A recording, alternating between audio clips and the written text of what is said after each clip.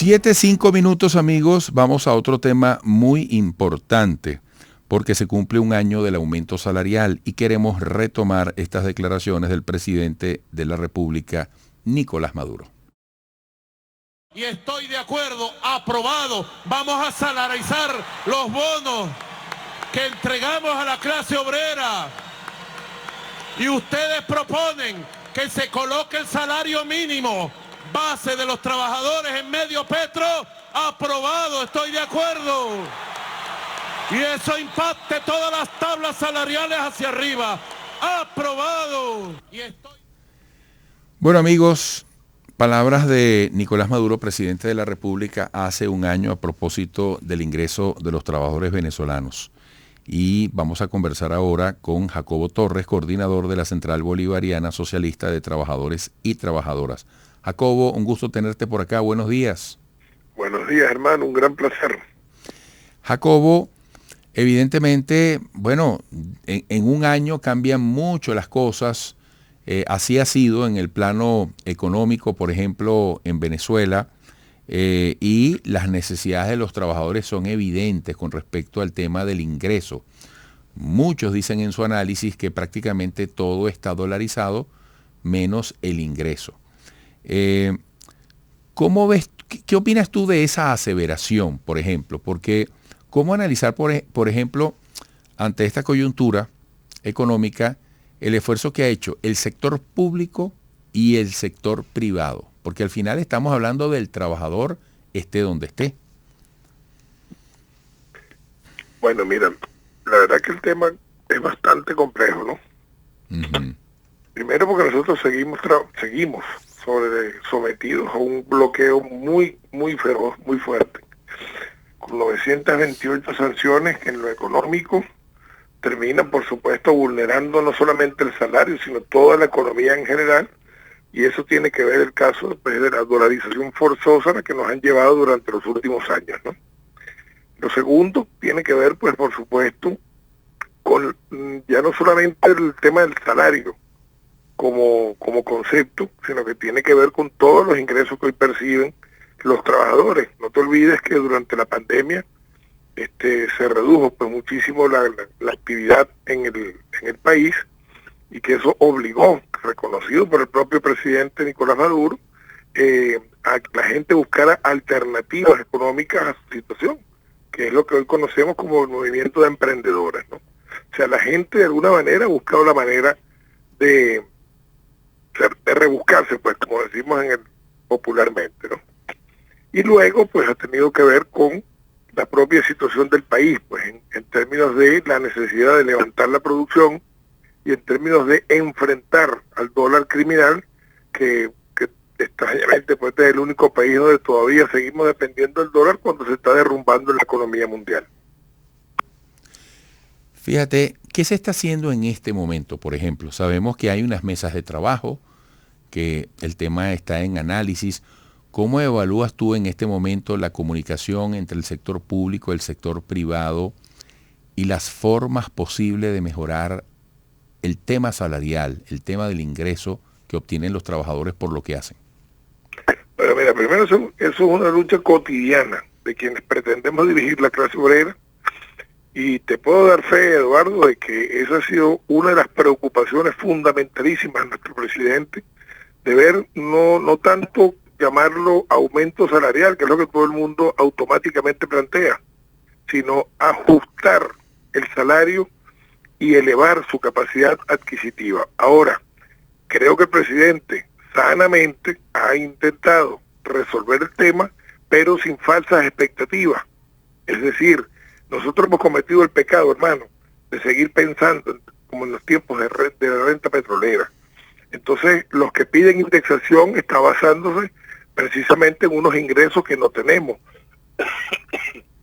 Y luego, los que dicen que hay que producir, o los que llaman monetaristas, para ponerle el nombre que está muy de moda, también pues se basan sobre el tema de una renta que no tenemos para elevar la capacidad adquisitiva del salario. Hasta ahora Nicolás ha sido muy responsable en términos de que todo lo que ha aumentado, eso que tú ponías en el audio, del presidente anunciando pues la salarización de los bonos apuntaba a un repunte de la economía en aquel momento. Y lo cumplió. De 7 bolívares que estaba el salario, lo subió a 130, que lamentablemente pues en el marco de esta bendita guerra económica termina siendo nuevamente vulnerado pues por los criminales que están tratando de liquidar nuestra economía. Nosotros hemos venido presentando pues algunas ideas.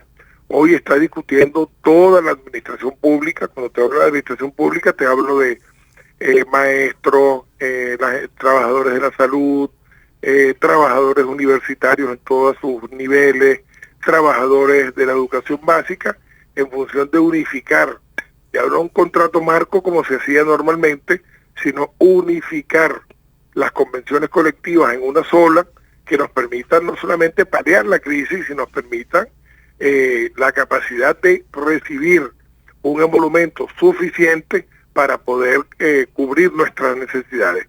Y hemos venido hablando de ingreso social, es decir, ingreso integral, que ingreso integral significa en este caso que ya no solamente el salario metálico que te pagan por un trabajo desempeñado, sino todo lo que lo rodea, educación, salud, alimentación, hasta recreación, como parte de la integralidad de nuestro salario, en el entendido de que el salario es patrimonio de la familia del trabajador y no solamente del trabajador. ¿Qué se puede hacer hoy? Esta es otra pregunta compleja, pero ¿qué se puede hacer hoy para mejorar las condiciones o procurar el mejor ajuste posible de ese salario, de ese ingreso, tal como están las cosas un año después de aquellos anuncios que acabamos de recordar por parte de Nicolás Maduro? Bueno, aquellos anuncios primero que se hicieron efectivos, que en el marco de la guerra terminaron otra vez vulnerados, es otra cosa.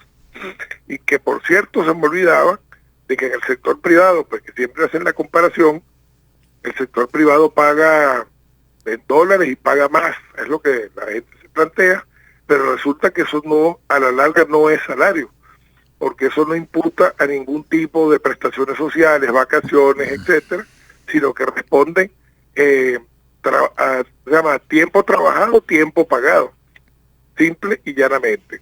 ¿Sirve y palea de alguna manera la situación? Sí, pero tampoco es la panacea para los trabajadores, porque de alguna manera termina convirtiéndose en una forma de flexibilización que nosotros también condenamos, ¿no? En cuanto a la pregunta concreta, mira, ahorita se está estudiando todas las formas posibles. En mi caso personal, responsablemente lo digo, hay un debate muy fuerte sobre el tema de la indexación salarial y el tema de la productividad o la monetarización, como le llaman. Mi opinión personal, y eso lo he debatido pues, con mis compañeros en la dirección de la Central Bolivariana y del Estado Mayor de la Clase Obrera, apunta a que yo estoy convencido de que sí debe haber un tipo de indexación controlada que nos permita ir aliviando pues la carga que tiene el trabajador a la hora de ir al mercado. Hay que fortalecer el tema de la distribución de alimentos y mejorarlo hasta donde sea posible en términos de garantizar pues un mínimo indispensable para la vida a nuestros trabajadores y a nuestro pueblo. Y por supuesto, hermano, seguir dando la batalla con la denuncia que se está haciendo contra las medidas económicas, contra el saqueo que le han hecho pues a nuestra economía y a nuestros activos en el exterior. Estamos hablando, Eduardo, de 928 sanciones. Yo los invito a que lean el trabajo, magnífico trabajo que ha hecho William Castillo, el viceministro William Castillo, sobre el tema del bloqueo, porque precisamente ahí están reflejados parte de las cosas que tú estás preguntando. ¿A qué apuntamos? A que el Estado, que es el que tiene la potestad de decir cuándo y cuánto y cuándo aumenta, nos permita a nosotros entonces presentar todas las ofertas posibles al Ejecutivo para poder, como te decía, pues elevar la capacidad adquisitiva del salario y enfrentar pues la dolarización forzada a la que nos siguen sometiendo. Jacobo, amigos, estamos conversando con Jacobo Torres, coordinador de la Central Bolivariana Socialista de Trabajadores y Trabajadoras. ¿Cómo evaluar hoy la institución del trabajo en Venezuela? Porque fíjate, aquí hay una complejidad donde conviven diferentes maneras, ¿no?, de ganarse la vida.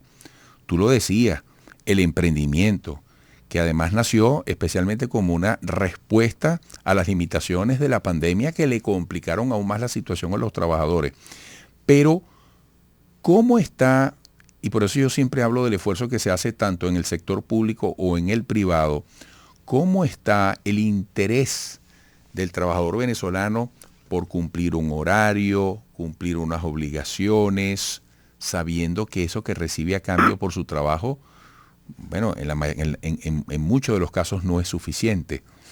¿Cómo evaluarías tú ese tema? Mira, sin demagogia de ningún tipo, hermano, tú me conoces, yo no soy de los que andan adornando las cosas, ¿no? Primero, hay una situación bien difícil para nuestra clase obrera, sobre todo a la hora de ir a trabajar.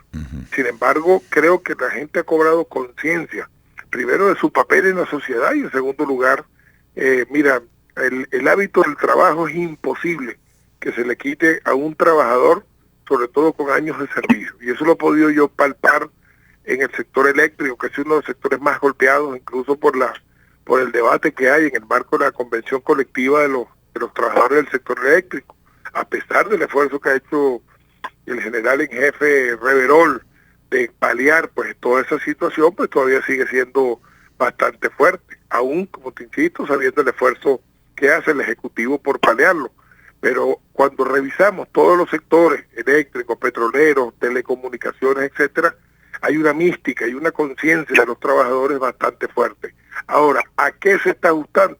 A la propia necesidad del trabajador, en términos de que necesite pues otro tipo de ingresos o complementar los ingresos en términos de poder resolver su modus papendi, por ponerle un nombre, ¿no?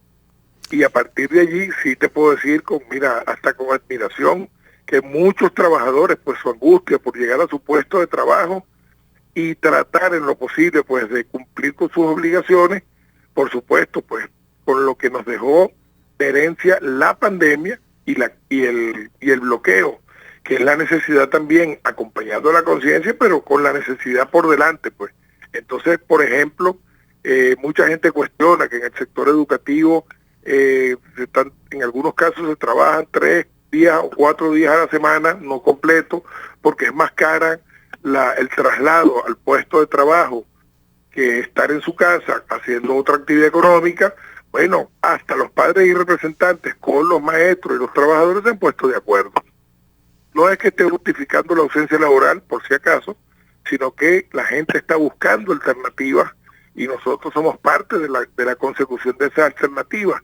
Y una de ellas ha tenido que ver precisamente con la flexibilidad en el horario de trabajo y que la gente pueda, pues de alguna manera, tener otros ingresos distintos a los que les da pues el puesto de trabajo en el Estado. Ahora, seguimos dando la pelea para que esto logramos resolverlo y normalizar el trabajo, que es lo que termina dignificando al ser humano.